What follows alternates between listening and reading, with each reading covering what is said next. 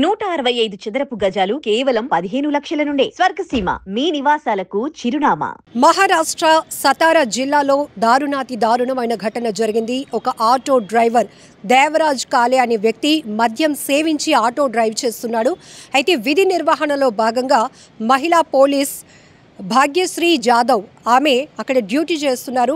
So drunk and drive టెస్ట్లు నిర్వహిస్తున్న క్రమంలోనే ఈ ఆటో డ్రైవర్ను కూడా ఆమె ఆపే ప్రయత్నం చేస్తే ఎక్కడైతే తనకు ఫైన్ పడుతుందో ఫైన్ రాసేస్తుంది ఈమె అని ఒక భయంతో అతను ఆటోని ఆపకుండానే వెళ్ళాడు. అయితే ఆటోని వెంబడించే ప్రయత్నం ఆ మహిళా పోలీస్ చేస్తే అతను ఆపకుండానే ఆ మహిళా పోలీస్ని 120 మీటర్ల వరకు ఈడ్చుకొని వెళ్ళిపోయాడు.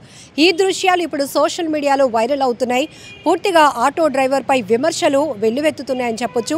స్థానికంగా ఉన్నటువంటి పోలీసులు కావచ్చు, మిగతా స్థానికులు కూడా ఆటో వెంబడించి ఆపి ఆ మహిళా పోలీసుని అయితే రక్షించారు. ఆటో డ్రైవర్ని అదుపులోనికి తీసుకున్నారు పోలీసులు.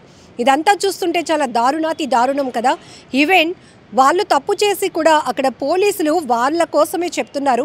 వీళ్ళు మద్యం సేవించి డ్రైవింగ్ చేస్తే వాళ్ళకి ముప్పు, దాంతోపాటు ఇతరులకు కూడా ఏమైనా యాక్సిడెంట్లు ప్రమాదాలకు కారణం కావచ్చు.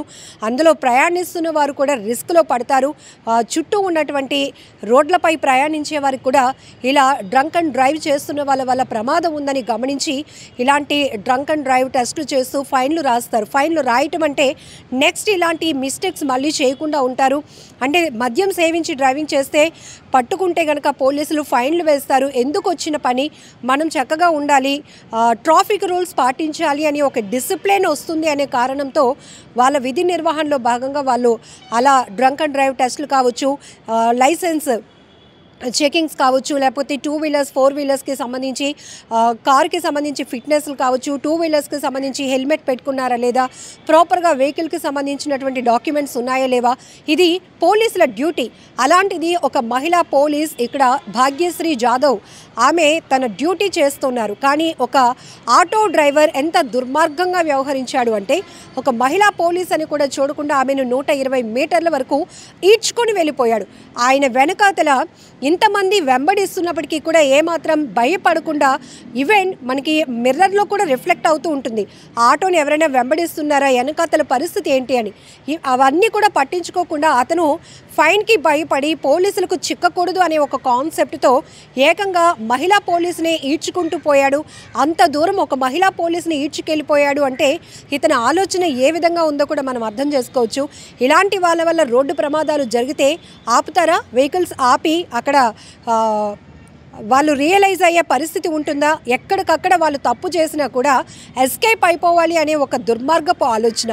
మీ అందరికీ తెలుసు, విశాఖలో ఊర్వశి జంక్షన్లో అయితే ఒక ఫ్యామిలీ అమ్మ 15 నెలల బాబుతో పాటు ఊర్వశి జంక్షన్ నుంచి రోడ్ క్రాస్ అవుతూ ఉంటే రాత్రి 7 గంటల ప్రాంతంలో ఎన్ఏడి వైపు నుంచి వస్తున్నటువంటి తమిళనాడుకు చెందినటువంటి ఒక కారు అతి వేగంగా వచ్చి ఆ రోడ్డు క్రాస్ చేయబోతున్న వాళ్ళని బలంగా ఢీకొట్టింది. ఆ బాబు ఆ అమ్మ చేతిలో నుంచి ఎగిరి పడ్డాడు.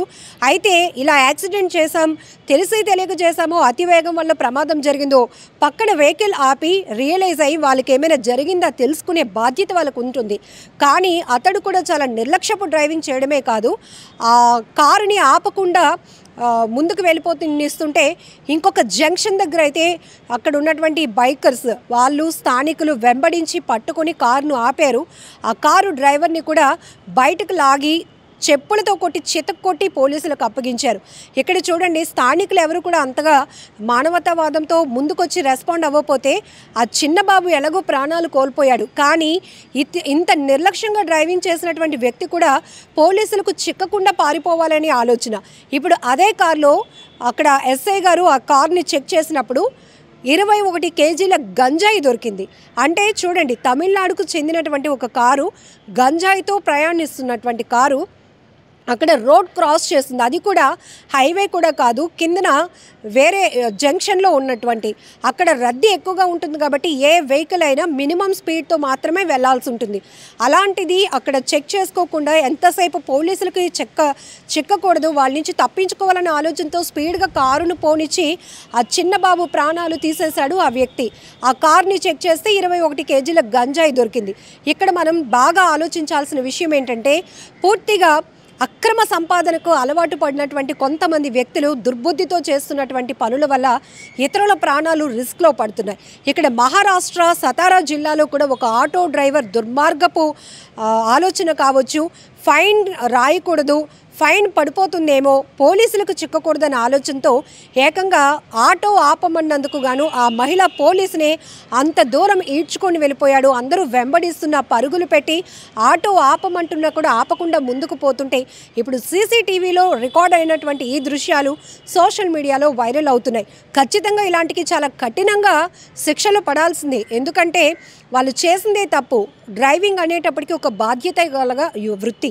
ఎందుకంటే ఆటో కావచ్చు, క్యాబ్స్ కావచ్చు, ఏదైనా వాళ్ళతో పాటు వాళ్ళపై ఆధారపడి ప్రయాణిస్తున్న వాళ్ళ ప్రాణాలు కూడా వీళ్ళ బాధ్యతే.